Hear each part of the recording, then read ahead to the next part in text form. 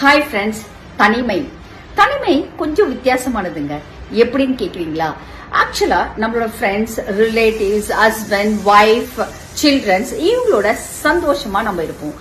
ஏதோ ஒரு காரணங்களுக்காக ஏதோ ஒரு காலகட்டத்துல நம்ம அவங்களால ஒதுக்கப்படுவோம். சோ அந்த மாதிரி ஒதுக்கப்படும் போது தனிமை என்பது மிக மிக கசப்பானது, கொடுமையானதும் கூட.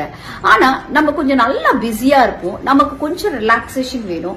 அதனால நம்ம என்ன சொல்லுவோம், எனக்கு கொஞ்சம் தனியா விடுங்கப்பா, எனக்கு கொஞ்சம் ரிலாக்ஸ்டா இருக்கணும், தொந்தரவு பண்ணாதீங்க அப்படின்னு நம்ம சொல்லுவோம். அந்த தனிமை ரொம்ப ரொம்ப இனிமையானதுங்க.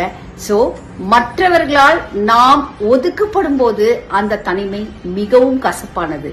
ஆனா நாமே அதை தேடி போகும்போது அந்த தனிமை மிகவும் இனிமையானது. இப்ப புரிஞ்சிருக்கோம் தனிமை வித்தியாசமானதுன்னு ஏன் நான் சொன்னேன்னு. Take care. சியர்ஸ்.